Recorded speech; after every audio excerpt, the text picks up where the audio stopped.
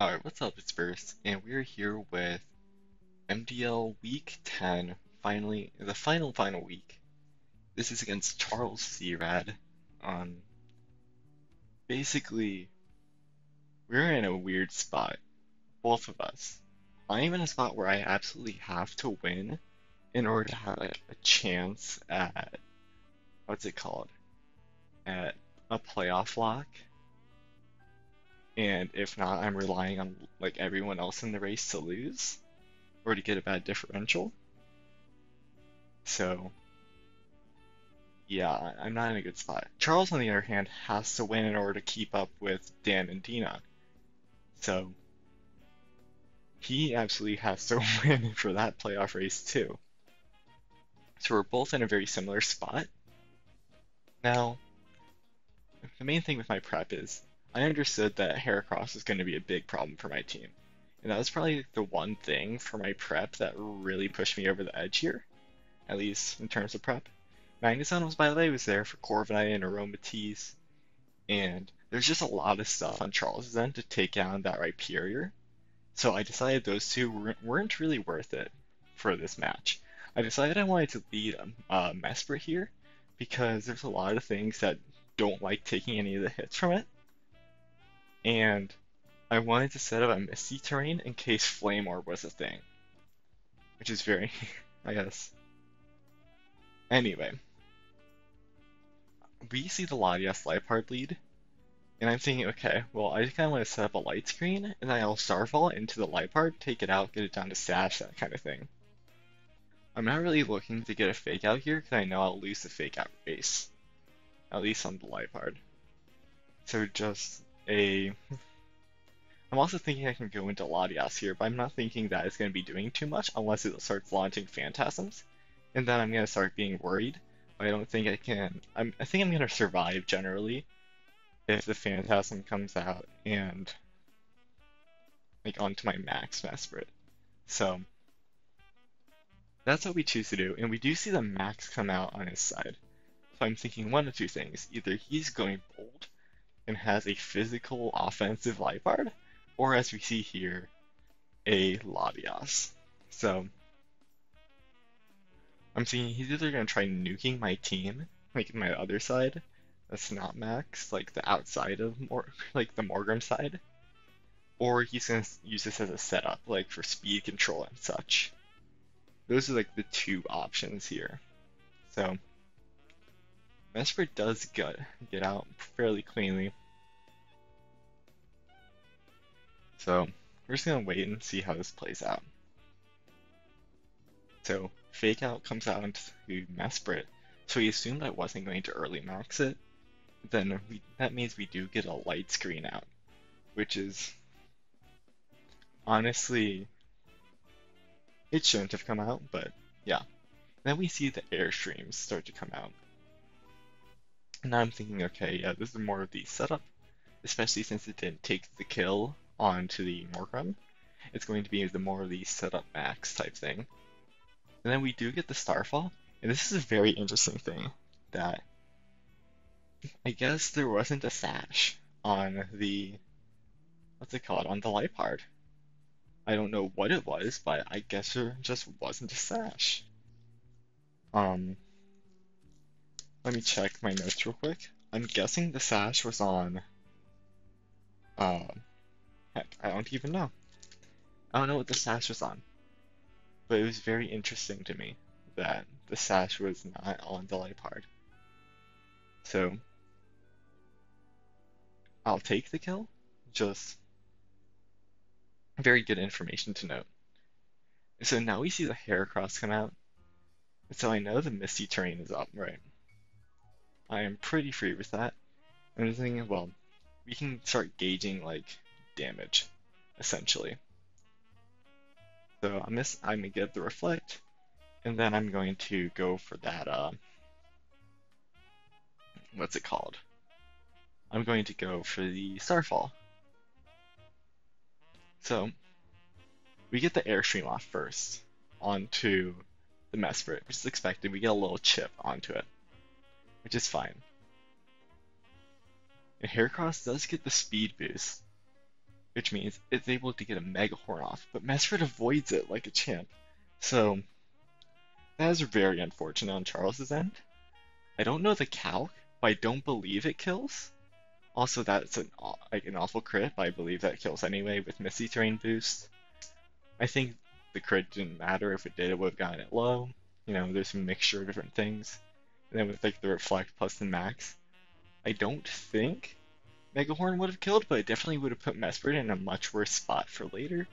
But all in all, it is very unfortunate for his positioning. And it essentially puts him into a spot where he doesn't have much offensive pressure outside of this Mud Sail. And depending on this Mud Sail set, it might not even be offensive pressure.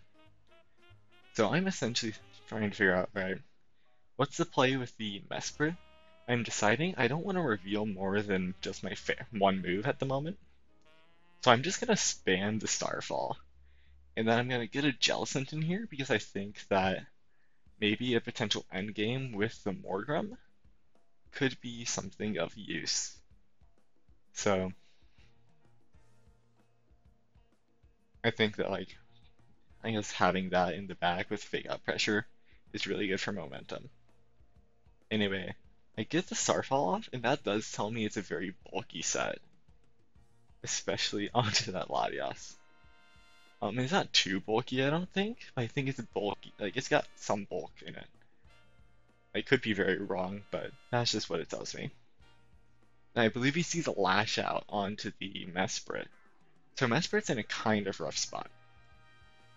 Anyway, I'm thinking, alright, we can just get a solid Scald off. No reason to reveal a Psychic or Giga Drain.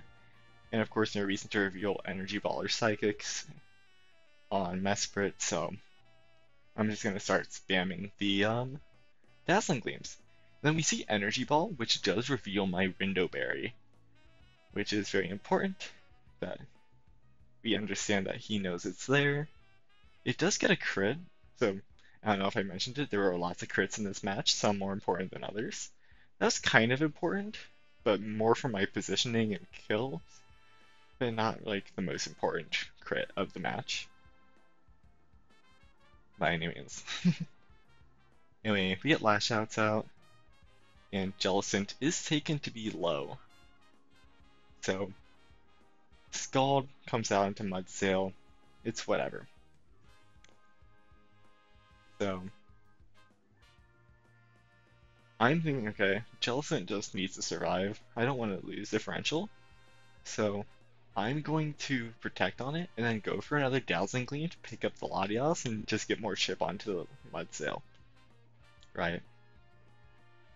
So, that's what I'm doing here. So we do see Energy Ball come out, and right, Dazzling Gleam.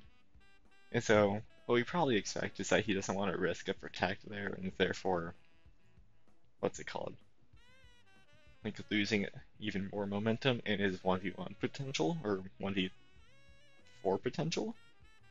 So he's going to try taking out the Mesprit here, which is totally valid. I guess, I don't know if this is the point where he started playing for differential, but it's definitely a point where it's valid to start playing for differential. So I get Morgrim up. And I decide this because I want to be able to get another free Scald out with the fake out pressure. No reason not to. So we get the Scald, and it's just a free Scald with a fake out. Nothing here to it really. This also does tell us that we have some options when it comes to stuff like or he has options to figure out what he wants to reveal on the Mud Sail. Anyway, yeah, this is going to be a very long and drawn out game, or end game, as I'm trying to secure differential more than anything at this point, because Mud Sail survives that Scald, and so basically I switch in the Urshifu, set up Reflect again, etc., pick up the kill on Urshifu just to get the clean kill, and not worry. Anyway, going into game 2, what I'm realizing is that if it's not broke, or if it ain't broke, don't fix it. And I have no reason to bring Rhyperior yet, mainly. Um, Maybe if I see a Heatran set come out that's very threatening, then I'll consider the Rhyperior. Maybe a Max Rhyperior in the back type thing. I don't think it's going to be much of an issue here. So that's where we're at. I also decided I'm not going to reveal Burning Jealousy just yet. So I go for the light screen instead because I know I'm going to pick up the kill with the Urshifu.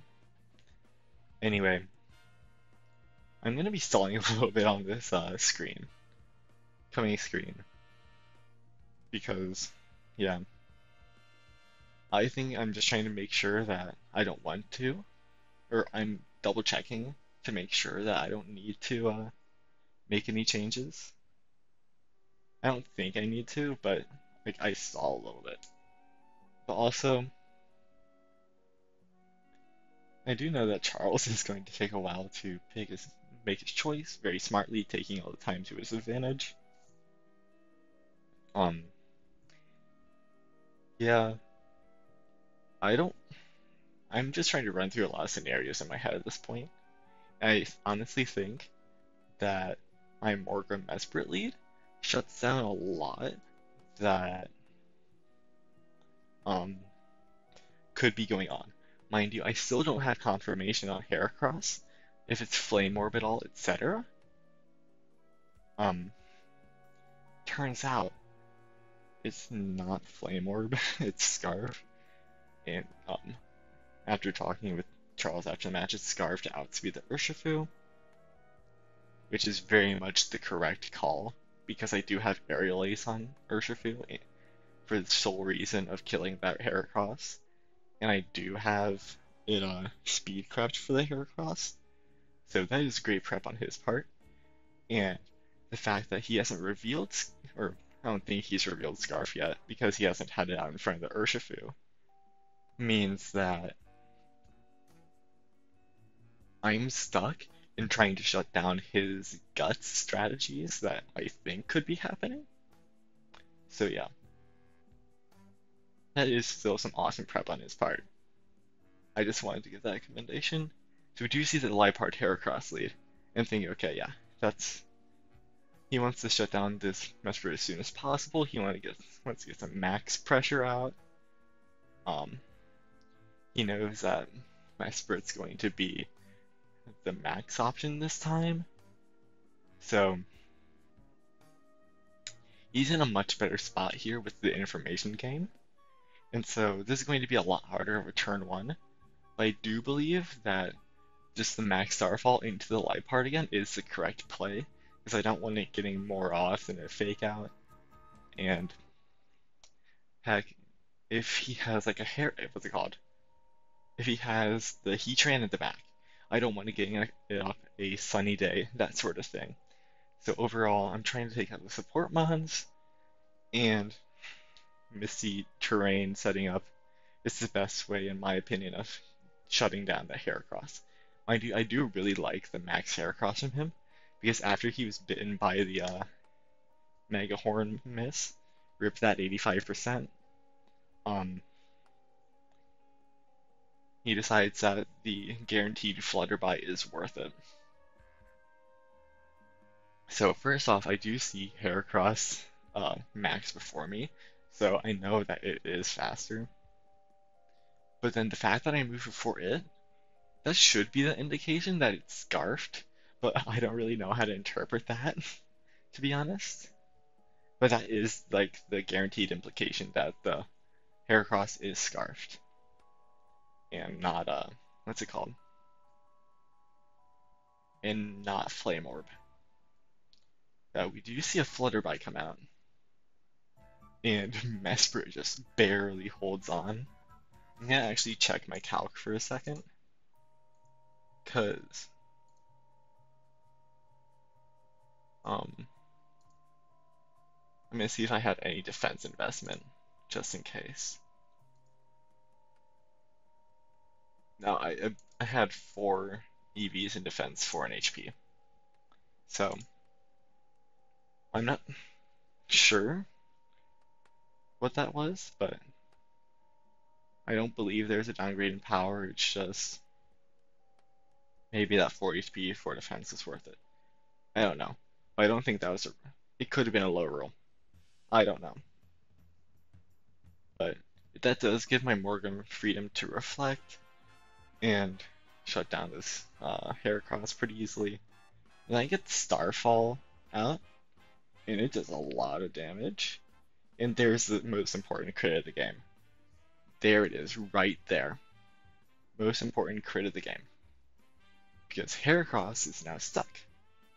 It's got barely any HP, and it's kind of like the only thing against, or the only thing that Charles has for, what's it called?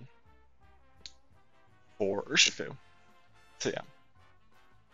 Um, Mesprit goes down. That's fine. Um, I'm trying to decide, okay, what's the best thing here? Jellicent or Urshifu? I'm deciding here that Urshifu is best because I believe that there is total potential for a max, what's it called? Hmm. What is the term? There is a lot of potential for, say, what's it called? A max overgrowth, sorry, from the Heracross. And if I had the Jellicent out, that could have just been like free fodder. So that was not the play. And so my decision here, which is probably not the correct decision, but whatever, is the Burning Jealousy plus close combat into the Heracross. Or not into Heracross, to the Heatran. And my idea is that I can pick up a free kill onto the Heracross, and Heatran is just going to go down. But Charles is very smart and picked a Chople Berry onto the Heatran, which is awesome prep for his part for not going for the Shuca Berry, especially since, what's it called?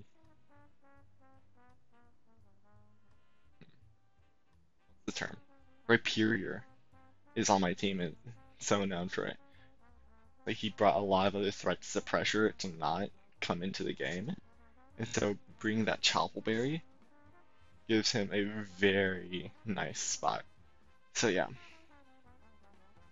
Burning Jealousy is going to, for one, boost his fire type attacks.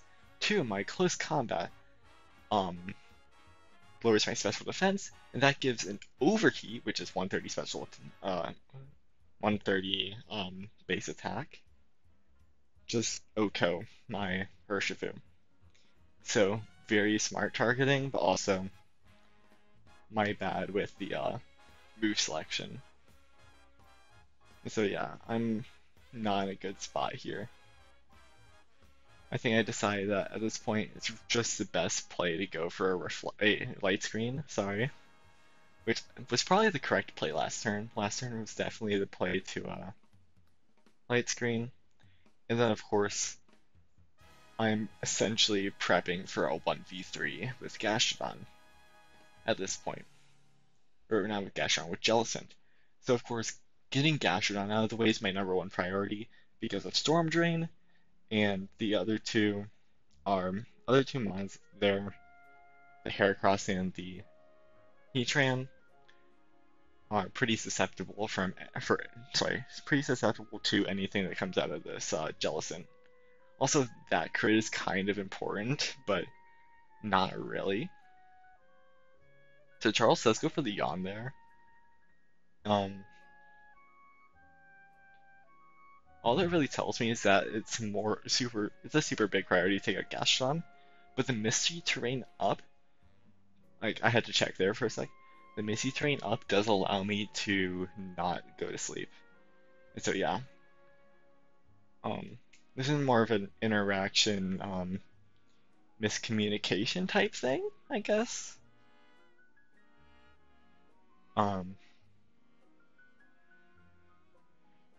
So yeah. Yawn exists. I need to Now Giga Drain Gastrodon, just get it out of the way before it can yawn me again. And also Heatran exists. Is it got a Solar Beam with against a Rindo Berry and it's -2.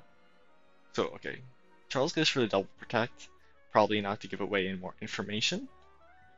But if he hit that double protect, it could have been a lot scarier of a match.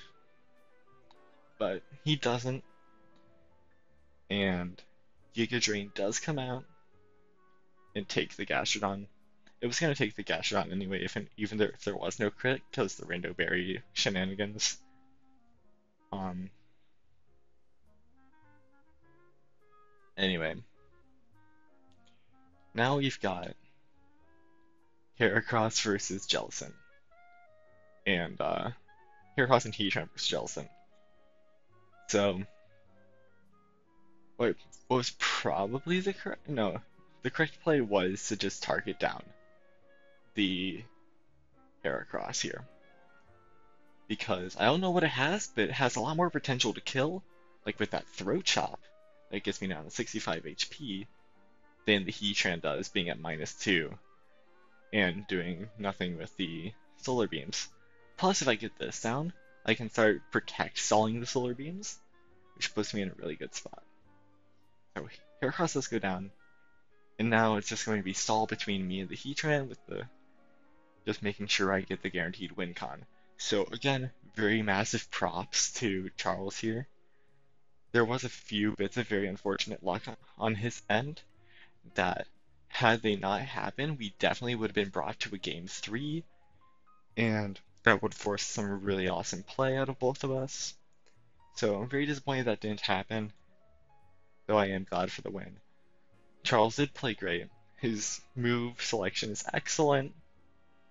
I gotta give him props for that. Um, yeah, he definitely has a lot of stuff is warranted on his end, and I truly appreciate this awesome match. So yeah, GG's to him, and we'll see y'all in playoffs. Bye.